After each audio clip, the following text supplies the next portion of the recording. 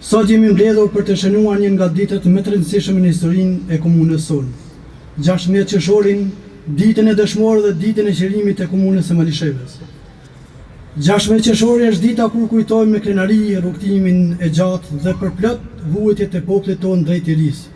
Po njëkohësisht edhe ditën kur përulemi me respekt më të thellë para të gjithë atyre që flijuan për këtë vend, për këtë tokë, për Kosovën tonë.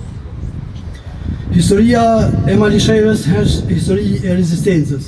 Në çdo periudhë të vështirë të kombit tonë, kjo vatër ka qenë vatër e qëndresës dhe rezistencës për liri.